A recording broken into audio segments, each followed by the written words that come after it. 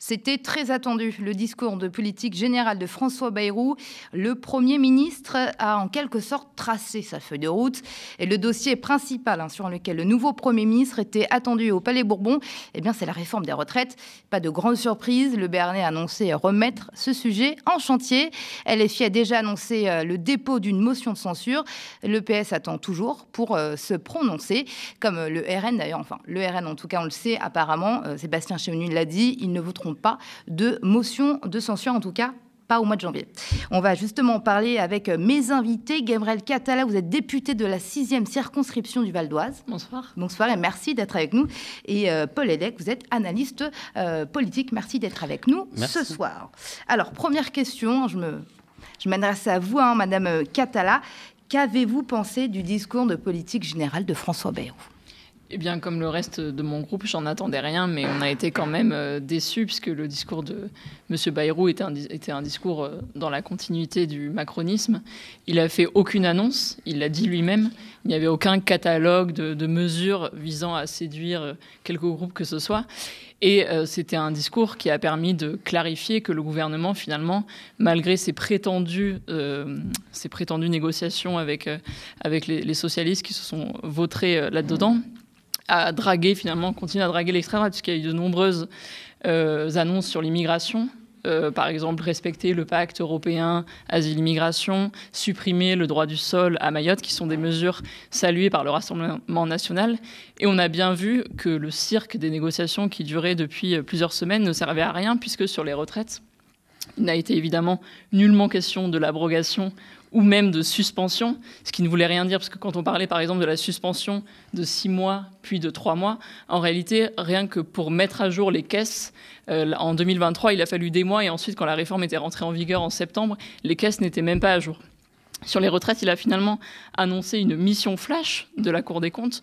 Pourquoi il a annoncé ça ? Parce que M. Bayrou est en désaccord avec les chiffres donnés par le Conseil d'orientation des retraites, pourtant présidé par un macroniste qui a succédé au président qui avait été limogé par Emmanuel Macron. Et ensuite, il a annoncé quoi ? Il a annoncé un conclave entre les différents partenaires sociaux où ils pourraient se mettre d'accord sur des ajustements à la réforme, mais pas sur l'âge de départ à 64 ans et pas sur le niveau de financement. Ça veut dire qu'en réalité, qu'est-ce qui se passerait à ce conclave qui était annoncé pour vendredi et qui finalement est repoussé, c'est que le MEDEF a un droit de veto sur ce qui s'y passerait et qu'ensuite on en resterait toujours à la même situation. Et nous, ce que nous disons, c'est évidemment que, il y a un lieu pour discuter des retraites, c'est l'Assemblée nationale. Nous avions proposé une proposition de loi et qu'il n'y a pas besoin encore de réunion puisque le Parlement peut se saisir de cette question et il peut y avoir un vote. Donc forcément, nous avons déposé une motion de censure puisque rien ne convenait dans ce discours. Il n'y avait rien sur le climat. Il y avait 4 lignes sur les violences faites aux femmes sur 35 pages de discours. Et M. Bayrou refusant de se soumettre au vote de confiance, on dépose une motion de censure, comme on l'avait fait pour Michel Barnier et comme on l'avait fait avant pour Elisabeth Borne et pour Gabriel Attal, qui ne se sont pas soumis à un tel vote. Alors Gérard Filoche, je ne vous voyais pas, mais vous êtes bien avec nous. Vous êtes ancien inspecteur du travail, fondateur de la gauche démocratique et sociale. Bonsoir, merci d'être avec nous ce soir. Qu'avez-vous pensé du discours de politique générale de François Bayrou ? Il mérite une censure. Je veux dire que rien de ce qu'attend le pays, et surtout pas les salariés, n'est venu de sa bouche. Il n'y avait aucune offre d'augmentation de salaire, du SMIC, aucune offre de rattrapage des points d'indice de la fonction publique, alors qu'il y a eu une perte depuis 2 décennies. Aucune offre suffisante pour la santé, bien qu'il ait glissé quelques mots. Rien de clair pour l'école, pour les services publics. Et puis surtout, c'est pas un renversement du cap macroniste, c'est Macron, Macron, Macron, Macron. Donc si on a voté le 7 juillet dernier contre Macron, c'est pas pour réentendre après Barnier, Bayrou. Il y a eu beaucoup d'espoir dans des négociations. L'avantage des négociations, c'est que ça démasque. C'est que au lieu de partir d'un préjugé en disant c'est parce qu'il n'y a pas eu cette discussion, parce que je crois me souvenir qu'ils avaient dit la dernière fois pour Barnier que si Cazeneuve n'avait pas été nommé, c'était la faute de la gauche. On peut rien reprocher à la gauche. Elle a fait tous les efforts pour qu'il y ait des échanges, et notamment sur la question de la retraite. Et la question de la retraite est la question fondamentale en France. C'est l'enjeu d'une lutte de classe depuis des années.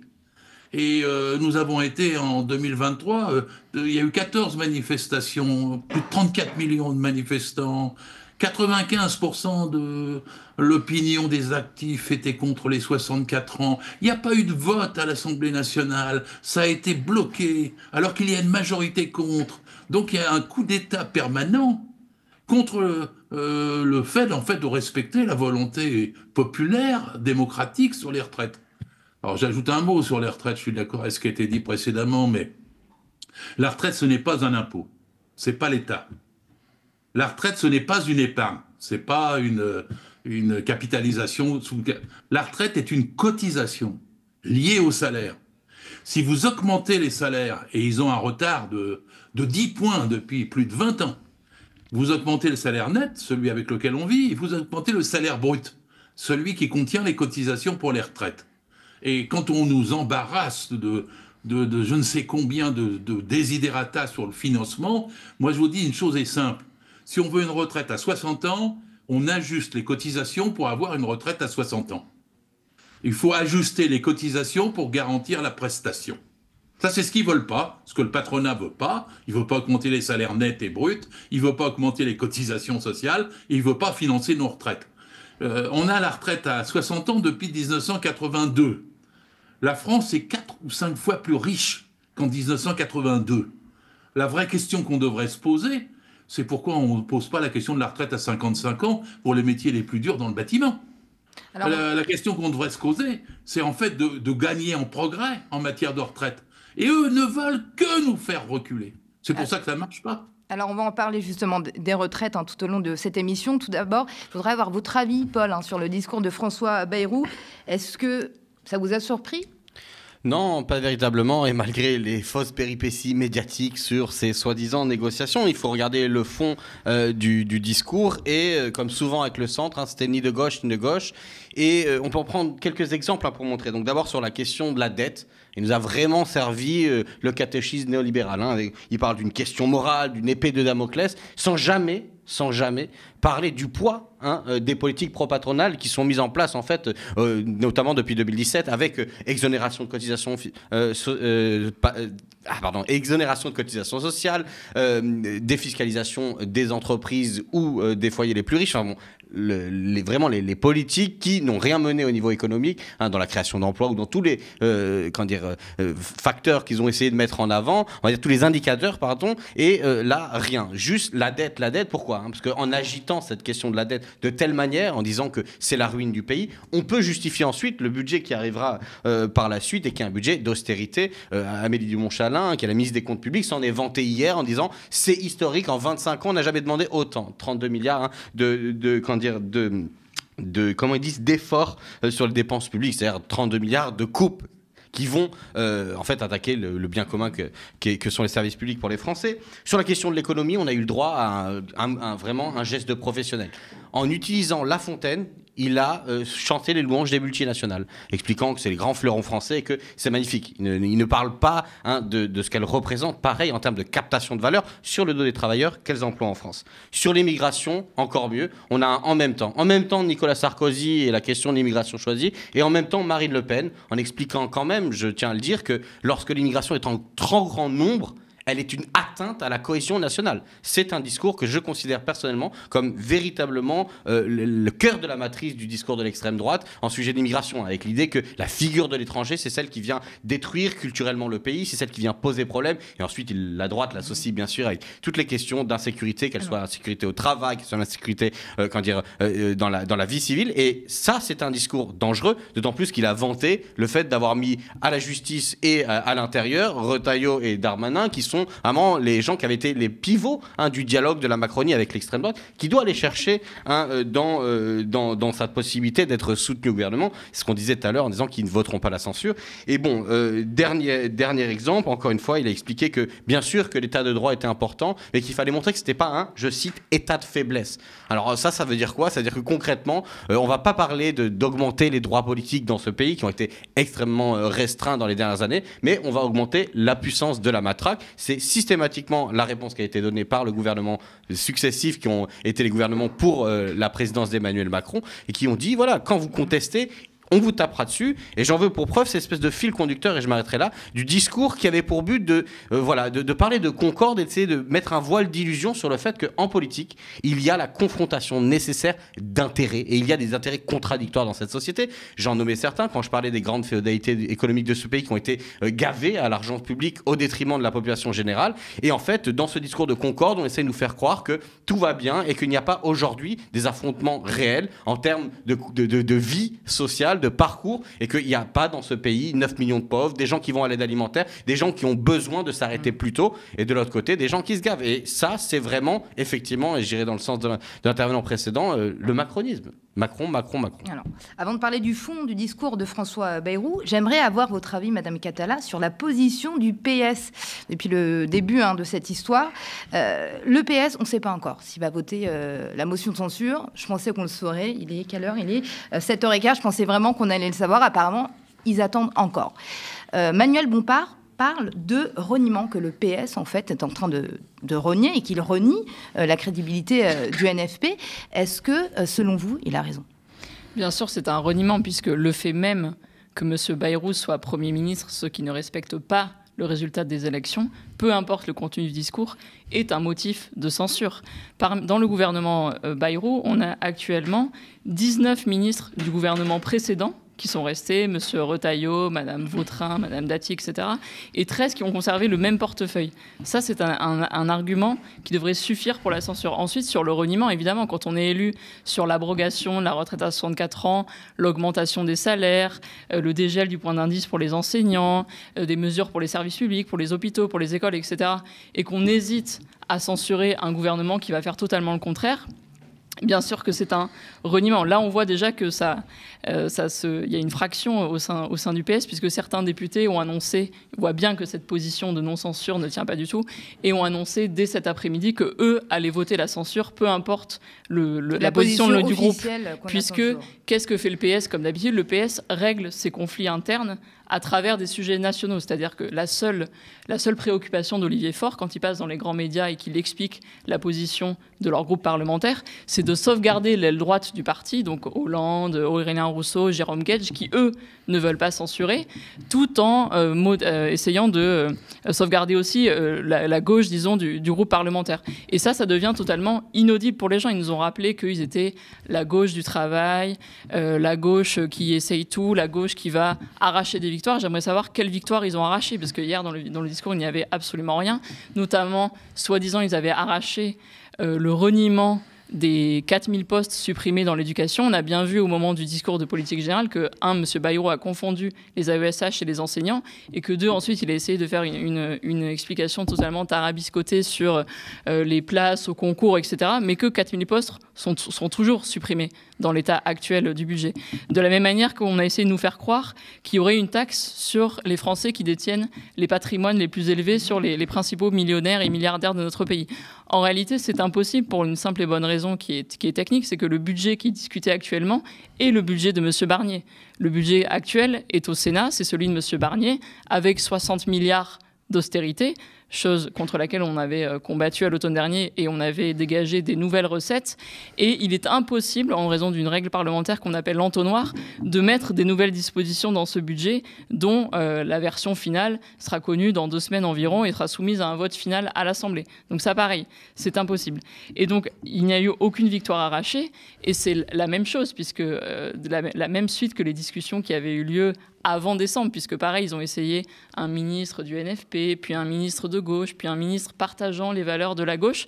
Et on se retrouve avec Bayrou, Elisabeth Borne, Darmanin, Retailleau, le retour de Manuel Valls. Donc ils n'avaient rien arraché du tout. Et encore une fois, ils sont finalement les dindons de la farce de la manœuvre macroniste, puisque Macron a joué la montre comme il l'avait fait en décembre.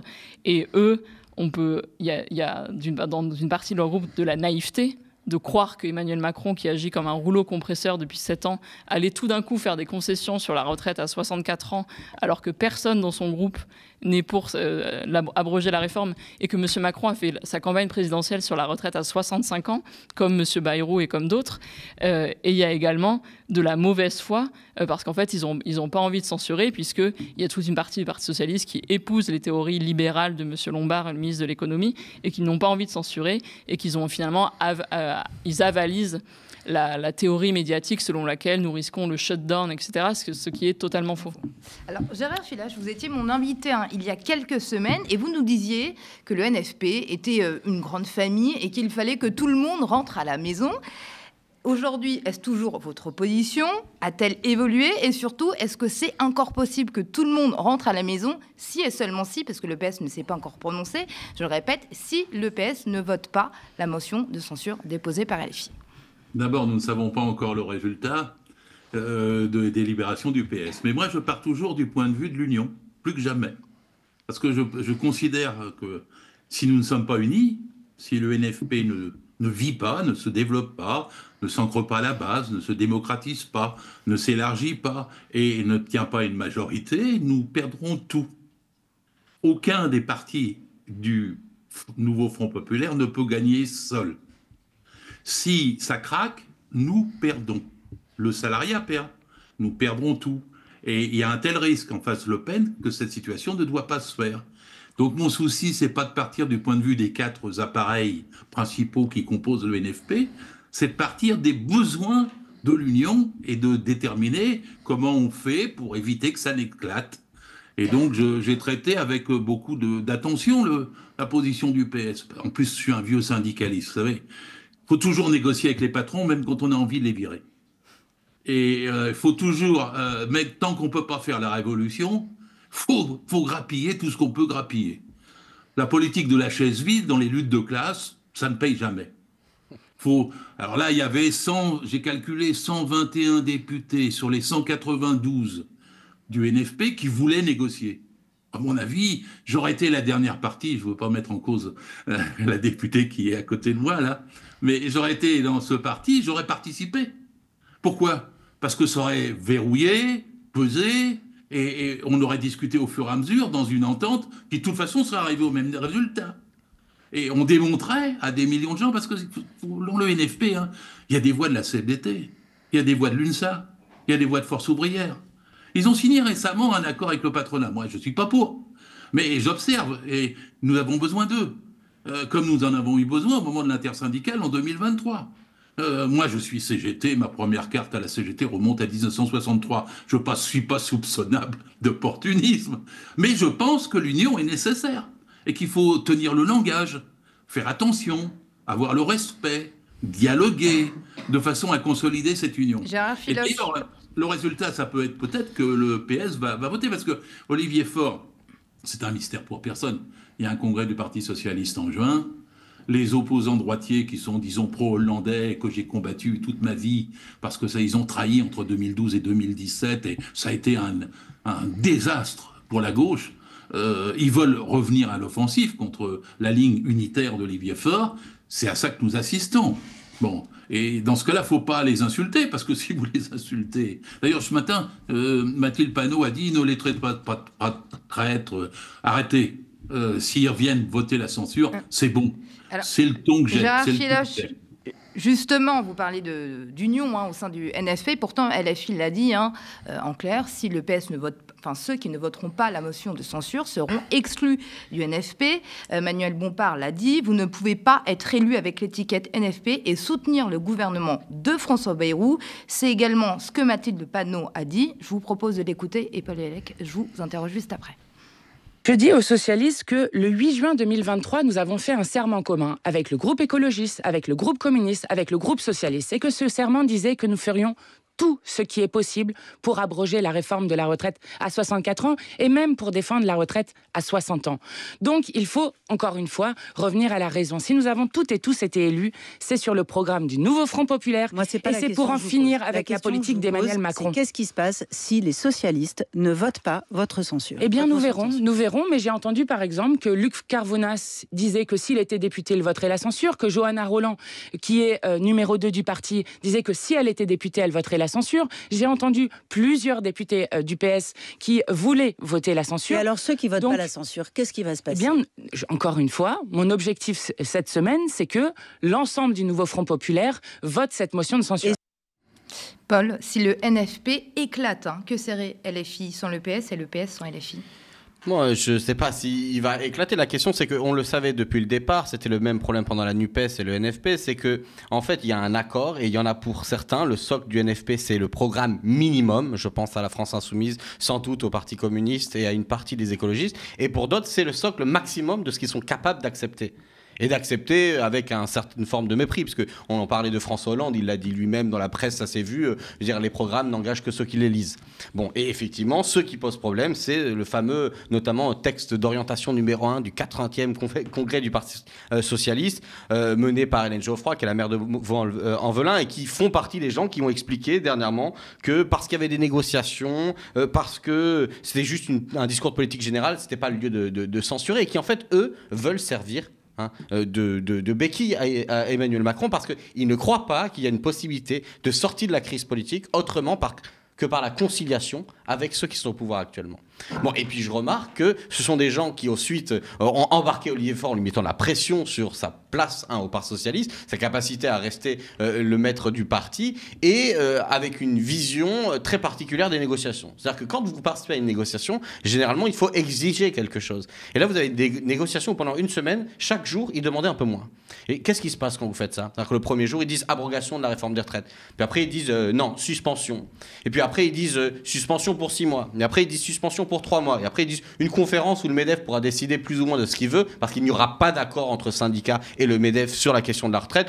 Monsieur Martinez, qui est l'ancien secrétaire général de la CGT, l'a dit tout à l'heure sur un plateau. Donc voilà. Et qu'est-ce qu'ils font? Dans des négociations, quand on arrive et qu'on lâche tout, et qu'en plus, c'est un déni du mandat qui lui a été confié, il se passe que, en fait, vous cherchez à trouver une solution politique sur votre personnel contre le collectif qui était le NFP. Donc, qu'est-ce qui va se passer? C'est que c'est sûr qu'ils mettent en danger le NFP, et surtout, ils mettent en danger le NFP parce qu'encore une fois, le problème de l'union pour l'union, c'est que l'union sans contenu ne veut rien dire. Et surtout, l'union pour l'union amène souvent à se positionner sur le plus petit dénominateur. C'est-à-dire sur la stratégie du lien le plus fragile, de ceux qui sont le plus prêts à arrêter le rapport de force. Et dans ces conditions, l'union ne peut pas être maintenue. Parce que si vous voulez, sinon, ça veut dire qu'il faut demander à l'aile droite du PS, à François Hollande, de décider qu'est-ce que doit être le cœur de gravité de la gauche. Et ça, c'est effectivement, un casus belli pour une partie de la gauche. Je pense pour la France Insoumise dont fait partie Madame Catala. Et en ce sens, moi, je suis d'accord avec cette idée que l'union est un outil tactique important pour pouvoir représenter le salariat et son unification, ou en tout cas son projet d'unification contre les intérêts, que défend le gouvernement, mais il ne peut pas être une finalité à partir du moment où il sacrifie tout son contenu. Et c'est ça la guerre qu'il y a entre les deux. Donc, que sera le Parti socialiste sans la France insoumise? Probablement pas grand-chose, en tout cas c'est ce que j'espère. Et que sera la France insoumise sans le Parti socialiste? Sera en difficulté dans un premier temps pour pouvoir récupérer son espace, mais ça fait partie aussi des luttes politiques, c'est de dire, cette option-là a déçu. Ils ont déjà déçu systématiquement quand ils étaient au pouvoir, et il va falloir aller recomposer la gauche sur d'autres bases, et encore une fois des bases programmatiques, de fond, de contenu, avec un contenu qui réponde aux exigences des Français. Et je pense que le Parti socialiste a plus de difficultés, et c'est pour ça que beaucoup iront voter la censure, et je suis pas sûr qu'il y ait autant de gens qui ne la votent pas, parce que très vite ils seront crucifiés par le peuple de gauche pour ce renoncement à ce programme, encore une fois, minimal. De la NUPES au NFP, on passe de 600 propositions, un peu plus, à 150. C'est déjà un coup de canif dans la proposition à gauche. Donc je pense que les gens partiront véritablement du NFP, je parle de cette aile droite du PS, qu'à partir du moment où ils auront quelque chose sur lequel s'appuyer pour compenser le coût politique que sera ce départ de l'unité à gauche. Et pour l'instant, il n'y a rien. Parce que même s'ils sont prêts à se vendre, on leur a même pas servi un plat de lentilles, quoi. C'est assez triste. C'est assez... Voilà. Alors, en gros, François Bayrou ne suspendra pas et n'abrogera pas la réforme des retraites. Il a dit qu'il la mettait justement en chantier et qu'il y aurait à peu près 3 mois de négociations avec les partenaires sociaux. Mais en cas d'échec des négociations, la porte-parole du gouvernement confirme que la réforme Borne s'appliquera si un échec. Le PS et la CGT dénoncent un droit de veto accordé au patronat. Madame Catala, que pensez-vous de cette formulation ? Oui, c'est ce qu'on dit depuis le début, c'est pour faire peser la responsabilité sur les syndicats, alors qu'il est évident qu'une réunion entre la CGT et le MEDEF ne peut amener qu'à une perpétuation de cette réforme. Là où je voulais revenir sur ce que je disais tout à l'heure, c'est qu'il n'y a pas besoin de discuter pendant 3 mois, puisqu'il y a des débats à l'Assemblée nationale. Nous avons mis l'abrogation à l'ordre du jour en novembre dernier. Il y avait une majorité pour la voter. Et tous ceux qui prétendent aujourd'hui être favorables à des petits ajustements sur les femmes, les carrières longues, etc., n'ont proposé aucun amendement lors de la discussion de ce texte. Ils se sont contentés d'obstruer le débat à longueur de journée et d'empêcher le vote parce qu'ils savaient que la réforme serait abrogée et qu'ensuite elle allait être inscrite à l'ordre du jour au Sénat, puis revenir à l'Assemblée via le groupe des écologistes. Là où tout ça est une vaste mascarade, c'est que même Madame Braun-Pivet, qui était dimanche sur France Inter, disait oui, c'est vrai qu'il y a des injustices sur les femmes notamment. Moi, personnellement, par exemple, j'ai porté en novembre une loi sur la pénibilité des métiers féminisés qui faisait en sorte que les femmes qui exercent les métiers les plus pénibles, du soin, du lien dans l'éducation, etc., puissent partir à la retraite anticipée. Les groupes Renaissance, Modem, etc. ont tous voté contre et n'ont proposé aucun amendement sur ce texte qui parlait en fait indirectement aussi du sujet des retraites. Quant à la mission Flash de la Cour des comptes est présidée par M. Moscovici, qui est un libéral. Et pareil, cette mission Flash, son seul objectif, c'est de contrecarrer, de faire en sorte que les chiffres du Conseil d'orientation des retraites ne soient plus utilisés. Là, la réunion devait commencer vendredi. Madame Binet a déjà dit ce matin que finalement, elle n'avait pas la date du début de ce conclave pour discuter des retraites. Donc tout ça est une mascarade. Et encore une fois, l'abrogation de la retraite à 64 ans pourrait être inscrite à l'ordre du jour de l'Assemblée nationale sans passer par toutes ces négociations qui visent juste à gagner du temps et qui en fait étaient une farce à destination des socialistes pour faire tenir M. Bayrou pendant 3 mois supplémentaires, comme tout ce que M. Bayrou avait fait mine de promettre aux socialistes et que finalement il n'a rien mentionné de tout ça dans son discours fait hier. Gérard Filoche, est-ce qu'on peut vraiment parler de négociation, puisque c'est la réforme Borne qui va s'appliquer en cas d'échec ? C'est un diktat de la part de Bayrou et puis Macron. S'ils veulent sincèrement discuter, il n'y a qu'à faire, comme ça vient d'être dit, voter le Parlement. La retraite sera abrogée, à 64 ans sera abrogée, point. Il y a une majorité pour l'abroger. Tout le monde le sait dans le pays. Donc la façon dont ils procèdent est malhonnête. C'est une diversion. C'est pour mettre en place une commission truc-muche et faire qu'elle échoue. Et empêcher que ce soit le Parlement qui en décide. Alors après, moi, je voulais dire, l'union pour l'union, ça n'existe pas. C'est des trucs... Il y a un programme, celui du NFP, c'est un bon programme. Il n'est pas moins bon ou meilleur que celui de la NUPES. Il y a des choses, même en droit du travail, j'ai observé qu'il y a dans le programme du NFP, par exemple, la régulation de la sous-traitance, qui n'était pas dans le programme de la NUPES. Bon, par contre, il y avait dans le programme de la NUPES pas plus de 5% de non-CDI par entreprise. Ça n'est pas dans le programme du NFP. Il y aurait beaucoup de choses à améliorer, à discuter. Moi, j'ai un point de vue critique de gauche sur le programme du NFP. Mais bon, il est là. Et il permet d'avoir rassemblé des réformistes et des révolutionnaires, si vous me permettez l'expression. Il faut toujours les mêler. Il faut toujours qu'il y ait, comment dirais-je, un lien pour pouvoir avancer.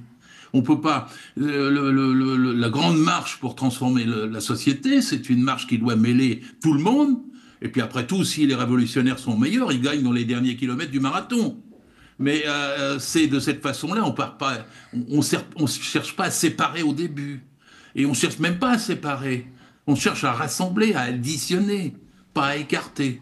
Et donc, je crois que c'est ça la bonne démarche pour conserver aujourd'hui le NFP. C'est pas une question tactique, comme ça a été dit, à mon avis, c'est une question stratégique. Nous sommes 30 millions de salariés, 90% des actifs. Nous sommes pluralistes. Il faut réussir à faire une union pour qu'il en sorte 51% des boîtes, tant qu'on pense qu'on ne peut pas faire la révolution et qu'il faut gagner l'élection. Et alors là, il faut argumenter. Si je peux me permettre un argument par un truc Bayrou et les retraites, un petit peu raccroché à ce que nous disions. Mais Bayrou a fait un truc où il commence par les retraites. C'est son obsession. Par les dettes, pardon. C'est son obsession. Mais jamais la Cour des comptes qu'il choisit pour en discuter et fait la même chose fondamentale. Il mêle 3 budgets. Le budget de l'État, le budget des collectivités territoriales et le budget de la protection sociale. Ils additionnent, ils disent voilà, ça fait les prélèvements obligatoires, c'est du pipeau. Parce que l'impôt n'est pas une cotisation, la cotisation n'est pas un impôt, et les budgets sont gérés séparément. Or, dans la dette, ce que ne dit jamais Bayrou, personne, les macronistes, 82% de la dette vient du budget de l'État. Il ne vient pas du budget de la protection sociale. Il ne vient pas du budget des collectivités territoriales. 9% vient du budget de la protection sociale. C'est pourtant le plus élevé, il doit atteindre à peu près 850 milliards. 9% vient des collectivités territoriales, c'est le plus bas, fait à peu près 250 milliards. Le budget de l'État fait 500 milliards en gros, à la louche. Ben, il y a 82% de la dette qui vient de là. Si on insistait sur cet aspect de la question, on montrerait en évidence que c'est parce qu'ils ont baissé les recettes et c'est parce qu'ils ont fait des cadeaux aux entreprises sous forme de CICE, d'aide, etc., depuis des années et des années qu'ils ont ainsi approfondi la dette. Si on replace les choses comme ça avec une vision des budgets séparés, qu'on contredit carrément la Cour des comptes, M. Moscovici, qui devrait faire des comptes avec des budgets séparés puisque les budgets le sont ainsi. Si on les contredit et puis qu'on protège ainsi aux yeux de la population, ce qui est notre protection sociale, c'est pas elle qui est en jeu. Ce qui est en jeu, c'est les aides gratuites sans contrôle ni retour aux entreprises, au CAC 40 et aux plus riches. Ce qui est en jeu, c'est le fait qu'il y ait ces cadeaux et qu'ils aient baissé de 73 milliards, enfin les chiffres varient, les impôts. Et donc c'est là qu'il faut porter notre effort pour contredire. Et si on dit ça, ça correspond assez bien au refus de la politique de l'offre qu'il y a dans le programme du NFP. Ça contredit assez bien la droite du PS qui voudrait défendre la politique de l'offre de François Hollande. Paul Hellec, vous vouliez répondre. Oui, bon, j'ai été interpellé, donc je me permets. Je pense que l'union pour l'union, ça existe. Je le vous dis sans anonymité. Je pense que vous en êtes un représentant spécialisé. En fait, ce qui me gêne, c'est de, encore une fois, ne pas comprendre que lorsque des individus qui se sont fait élire sur un programme renoncent à ce programme, font la promotion d'autres options politiques, d'autres stratégies. Par exemple, l'alliance avec Macron, le soutien critique au gouvernement de François Bayrou, ou de fait passent leur temps dans la presse à mettre en cause la formation, certes très peu construite, qu'est le nouveau Front populaire. Que faut-il faire ? Faut-il attendre et considérer que les manœuvres de ces gens-là, qui en plus s'engagent dans de fausses négociations en sabotant l'ensemble du rapport de force qui essaye d'être construit à gauche contre le gouvernement, il ne faut rien en faire. Il faut, au nom de l'unité, passer l'éponge. Paul Hellec, je vous coupe. Admettons que le PS vote la motion de censure. Finalement, est-ce que c'est trop tard ? Est-ce que le mal est déjà fait ? Non, la question c'est, encore une fois, les unions qui se sont passées, que ce soit la NUPES ou le NFP, c'était un moment fixation du rapport de force à gauche sur le contenu programmatique, avec une partie de la gauche dite radicale, de rupture, vous l'appelez comme vous voulez, qui du fait du rapport de force favorable, qu'elle avait reçu dans différentes élections, a forcé que le contenu de notre camp social y soit à tel niveau, sur telle proposition. La question donc, c'est si le PS s'en échappe, il faudra effectivement le mettre en face de ses responsabilités et trouver les moyens de reconstruire un rapport de force qui l'impose de nouveau à ne pas aller donner sa main. Est-ce que selon vous, ce PS peut se rattraper s'il vote la motion de censure ? Mais il ne faut pas fermer l'avenir en disant voilà. Mais bien entendu que moi je pense que le Parti socialiste n'est possible comme un partenaire à gauche que contraint, forcé, la main crucifiée sur le programme et n'ayant pas la possibilité de s'en aller. En dehors de ça, effectivement, je pense que c'est rare. Vous savez, ça me fait penser à la fable du scorpion et de la grenouille. C'est une grenouille qui prend un scorpion sur son dos et qui veut traverser la rivière. Et au milieu de la rivière, le scorpion, il pique la grenouille. Et la grenouille, elle dit, mais tu vas mourir. Et elle dit, bah oui, mais c'est dans ma nature. Le Parti socialiste ne représente plus les intérêts du salariat depuis des années. On le sait depuis au minimum 83. Et en vérité, quand je dis c'est dans sa nature, c'est qu'il représente une fraction particulière des classes moyennes supérieures, de la petite bourgeoisie, et qui, systématiquement, ne conçoit ne considère plus le rapport de force comme un instrument de la politique. Or, qu'est-ce qui se passe? C'est que dans le contexte actuel, il y a une offensive générale en face de gens qui ne veulent absolument pas négocier. Chaque fois qu'il y a eu un mouvement social, c'était répression et mise en condamnation de l'opposition. Je rappelle, avec des niveaux de macartisme absolument hallucinants dans le pays. Donc effectivement, si les gens sabotent l'effort fait par d'autres, je pense qu'il faut à minima, pendant un temps que les politiques ont à déterminer, les mettre en quarantaine de ce qui est le cœur de notre perspective à gauche. En tout cas, si on veut une transformation sociale un peu digne de ce nom. Et je finirai juste sur cette question, encore une fois, de la négociation et de pourquoi le dialogue social, sous la forme que propose le gouvernement, est une farce. C'est qu'encore une fois, déjà, le MEDEF n'est pas un syndicat patronal. C'est-à-dire, il n'y a pas de problème de conditions de travail pour le patronat. C'est un lobby d'intérêt privé dont les représentants sont uniquement présents pour assurer quoi? La continuité de leur rôle dans la production, à savoir la commandite du travail et l'extraction de valeur sur le dos de tous les gens qui produisent.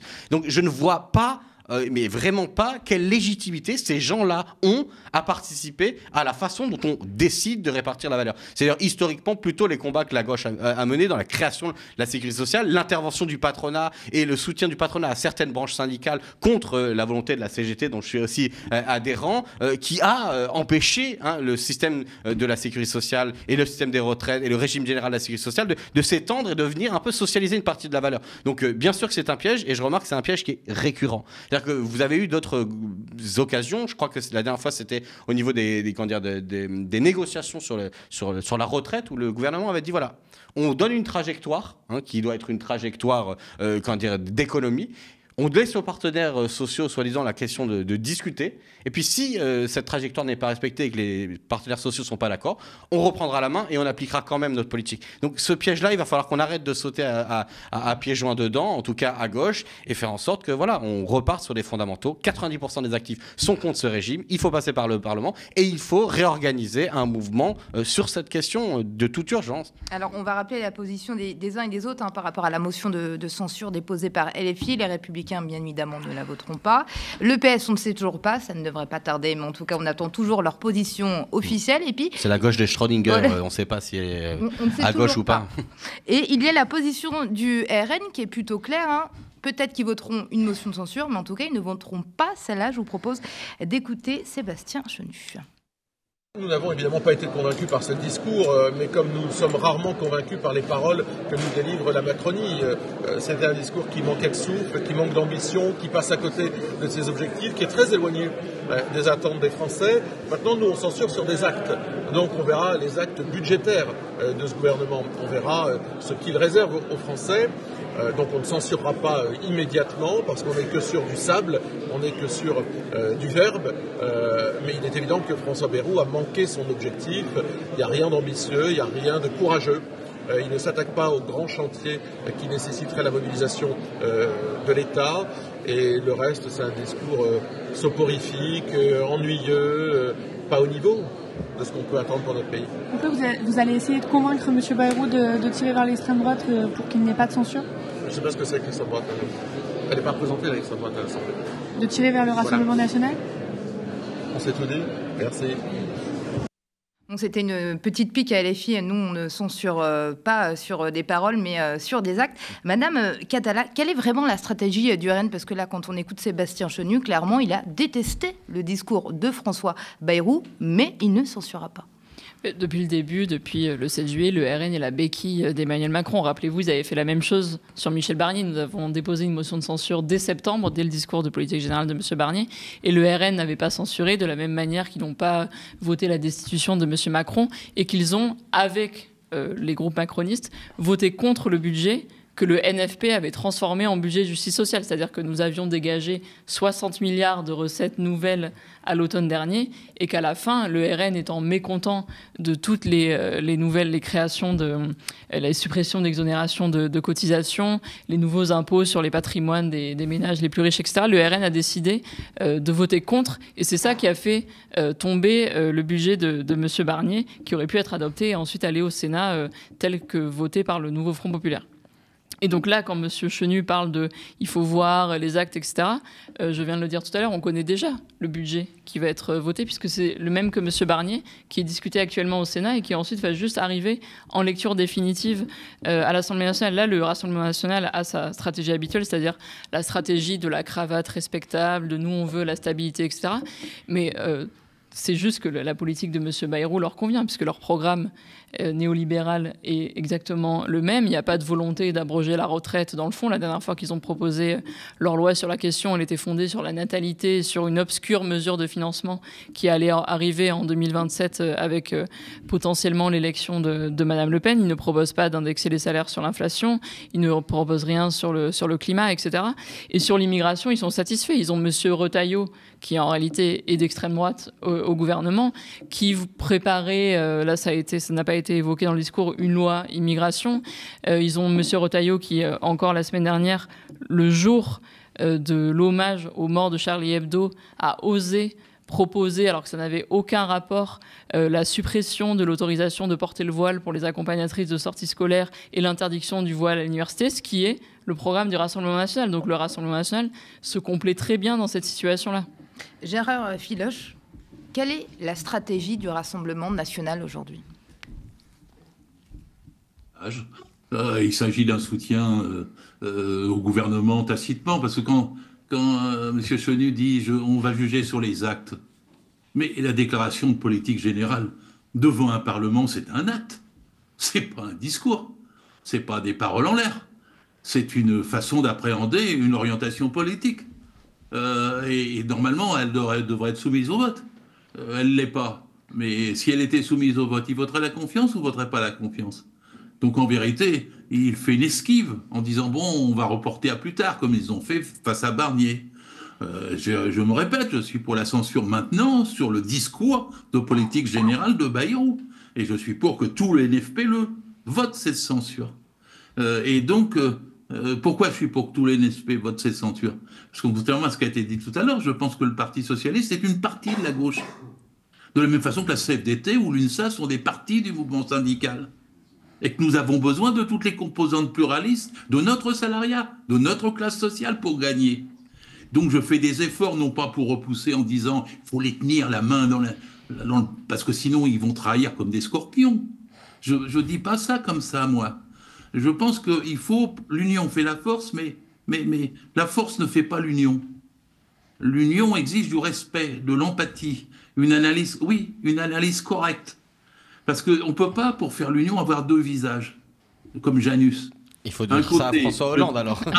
C'est à François Hollande qu'il faut dire, pas à moi. Je ne vous parle pas de François Hollande, je vous parle de l'union de toutes les composantes. Et je vous dis, pour faire l'union, il ne faut pas avoir un visage du genre, je te tends la main, mais si tu ne veux pas, je te casse la gueule. Ça ne marche pas. On ne peut pas, d'un côté, dire, on fait l'union, on ne peut pas avoir deux visages. L'union n'est pas une tactique, c'est une stratégie fondamentale. Ouais, je pense qu'on est d'accord. Encore une fois, François Hollande, il a fait l'union pour gagner. Pour gagner. Il n'en a rien à faire des lignes politiques. Attendez, Paul Hellec, sans rien céder sur le fond. Terminez très rapidement et après, Paul Hellec, vous allez répondre. Eh bien, c'est bon, c'est à vous, Paul Hellec. Non, mais je dis encore une fois, deux visages, oui, la droite du Parti socialiste, qui nous dit oui, je veux bien m'engager pour tel programme, pour telle proposition, qui le lendemain est déjà dans la presse en expliquant que, bon, on verra combien de temps ça tient, qui ensuite vient expliquer que ces critères ne sont pas ceux de l'Union, qui sont pas ceux du programme et qu'ils sont prêts à négocier sur d'autres bases en remettant en cause systématiquement le peu d'accord qui a été mis sur la table, où tout le monde s'est dit, ok, sur ça on signe. Et même pas 1, 2, 3 semaines après, ils changent complètement du tout au tout et ils reviennent à leurs fondamentaux. On sait qui c'est François Hollande, on sait ce que c'est le Parti socialiste. C'est le quinquennat d'Hollande et c'est la même politique qu'Emmanuel Macron, en un peu moins pire. Il faut l'avouer, Emmanuel Macron a été un accélérateur forcené des politiques, des trajectoires qui ont été données. Réduction des dépenses publiques, destruction du code du travail, etc. Je rappelle quand même qu'Emmanuel Macron, il sort pas d'un chapeau, il sort du gouvernement qui a été mis en place à cause de François Hollande. Donc voilà, il faut rétablir les faits. C'est très bien de rêver à des unités où tout le monde se respecte.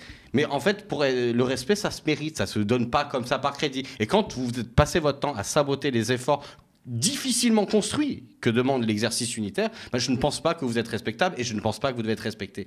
Bon, et sur la question du RN, moi je veux bien entendu également réagir. Je pense que c'est systématique pour le RN, c'est toujours la même chose. Dur dans les mots, mou dans les faits. C'est ce qui caractérise. Ils ont besoin de prétendre s'opposer à la politique du gouvernement, parce qu'ils ne peuvent pas assumer, si on regarde en plus une partie de sa base sociale populaire, frontalement le même discours néolibéral. En vérité, ils l'ont.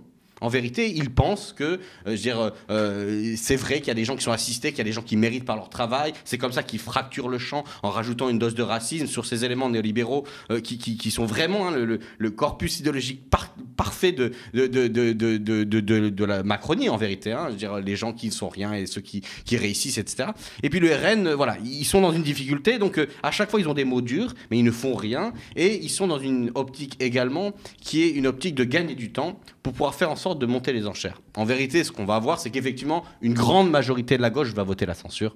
Peut-être qu'il y aura une dizaine de perdus au Parti socialiste, tant pis. De l'autre côté, on va avoir le Rassemblement national qui va, comme la dernière fois avec Michel Barnier, essayer de voir comment ils obtiennent une posture d'opposant en faisant monter les enchères et en s'assurant que, sur un certain nombre de critères politiques, François Bayrou ne s'éloigne pas de ce qu'ils souhaitent eux-mêmes. J'en prends pour preuve la nouvelle polémique médiatique où François Rebsamen, qui est ministre actuellement dans le gouvernement, a dit « Moi, je respecte toutes les formations, RN, sauf le RN ». Et qu'est-ce qui s'est passé? Le gouvernement a dit « Ce n'est pas la position du gouvernement ». C'est-à-dire que le gouvernement respecte l'extrême droite. C'est ça, si on les traduit concrètement. Et donc, du coup, le RN, il est toujours dans cette posture de faux opposant, une sorte de... Et il doit organiser une position dans laquelle il va pouvoir augmenter les enchères. C'est exactement ce qu'ils ont fait pour Michel Barnier. Ils ont allumé la poêle, ils ont attendu que ça chauffe, et puis voilà, ils ont fait. Ça veut dire quoi pour vous, Paul Hellec, le véritable opposant aujourd'hui? Sauter la crêpe. C'est LFI? Je pense que, pas que la France insoumise, je pense que les écologistes qui ont signé la motion de censure font partie des vrais opposants. Je pense que le Parti communiste qui a signé la motion de censure, en tout cas une dizaine des députés, je crois, du groupe GDR, qui comportent les communistes et les ultramarins, font partie d'une opposition qui disent « Nous avons entendu le discours ». Ce discours n'a absolument rien changé de la politique macroniste. Nous nous y opposons. C'est ça, c'est les faits. Alors, rapidement, on va pas... Oui, Gérard Filoche. Oui, si je peux me permettre. Oui, rapidement. Ça fait 2 fois que vous ne me répondez pas à moi, vous répondez à Hollande. Mais moi, je suis un farouche adversaire d'Hollande. Mais alors pourquoi vous lui pardonnez tout? Non, ça c'est pas vrai, vous ne devez pas dire ça. Je suis celui qui m'est battu dans le Parti socialiste tellement contre lui que je pense que j'ai contribué à l'empêcher de se représenter. Que j'ai balayé Valls dans mes votes. Qu'on avait 30% à 40% du Parti socialiste pour le non au TCE. Je suis celui qui me fuit le plus. Je ne mets pas en cause vos engagements. Je ne mets pas en cause vos engagements. Je me rappelle d'être venu vous voir en meeting il y a quelques années. Au lieu de me répondre à moi. Et moi, je vous dis que je me bats pour l'union du NFP, pour la censure, et je me bats pour que le programme du NFP soit défendu, pas pour qu'il soit liquidé. Et donc, j'essaie. Mais vous faites rien quand des gens le liquident, c'est ça que je vous dis. Je ne vous ai pas interrompu. J'essaie de convaincre cette partie de la gauche qui fait partie, hélas, moi, je ne partage pas ses idées. Mais quand je parle de la CFDT, de l'UNSA et tout ça, je parle du salariat. Ce sont bien des organisations syndicales dont on ne peut pas se passer. Moi, j'aimerais bien que tout le monde soit à la CGT, mais ce n'est pas le cas, hélas. Et donc, quand je veux rassembler, bah oui. Non, mais à l'occasion, on pourra discuter du rôle néfaste de la CFDT pendant le mouvement des retraites. Je suis d'accord. Je prends le langage, je prends les méthodes, je prends la pratique qu'il faut pour essayer de rassembler. Et le résultat, c'est qu'une partie du PS menace de ne pas voter la censure. Le PS est une vieille organisation de la gauche traditionnelle. Il subit l'impact des luttes de classe et des mouvements sociaux sur son appareil. Et on n'en voit pas trop de signes. L'impact, oui, bien sûr. Les mouvements sociaux. Alors, bien sûr. Et le salariat, quand vous dites, aussitôt vous parlez PS, classe moyenne, tout ça, non, le salariat, 90% du salariat est en dessous de 4 000 €. Le salaire médian est à 2 028 €. Et donc le salariat, dans toutes ses composantes, c'est lui qui vote. C'est 30 millions de personnes. Et si on croit qu'on a, parce qu'on influence environ 15, 20% ou 30% de ces 30 millions, qu'on peut gagner, non. Pour gagner, il faut influencer une majorité de ces 30 millions. Il faut donc prendre le langage, le ton, la politique. Et le programme du FP me plaît bien parce que c'est un programme de transition. Il est ni trop radical, ni rupture, ni trop réformiste. C'est un programme de mesures d'urgence, surtout. Oui, mais on est d'accord. Oui, On sera tous les trois d'accord, je pense, sur le fait que... de transition, madame, les mesures d'urgence sont toujours essentielles. Parce que, par exemple, si vous vous battez pour les 32 heures par semaine, c'est une mesure d'urgence pour partager le travail alors qu'on a 6 100 000 Mais sur ça, on est d'accord. Ah, La question, c'est pas ça. La question, Rapidement, c'est... messieurs, dames, on arrive sur la fin de l'émission. Les 32 heures sont à la fois une mesure d'urgence et une mesure révolutionnaire. Gérard Mais Filoche. il n'y a pas de désaccord sur le fond, encore une fois. Mais quand vous dites, je réponds à François Hollande, c'est que... Avec moi, qui défend l'union, et essayez de comprendre pourquoi je vous dis qu'il faut conserver l'union. Et avec le Parti Socialiste. Gérard Filoche.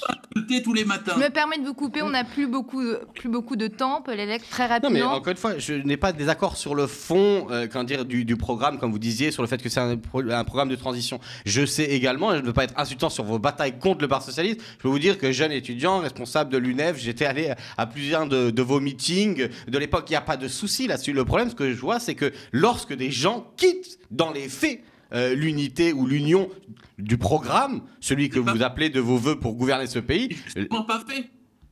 Vous ne voulez tirer aucune conséquence au nom d'une union qui, du coup, justifie tout. Et je dis qu'avec cette même démarche, on peut être d'accord pour être en union avec des gens qui vont systématiquement agir comme une minorité de remise en cause des principes sur lesquels l'union a été fondée. Et avec ça, vous avez un sabotage permanent qui fait que vous arrivez à la situation actuelle, où le NFP est fragilisé et mis en demeure à cause une minorité de gens qui, en plus, n'ont absolument aucune des convictions du programme porté. Ils le disent eux-mêmes.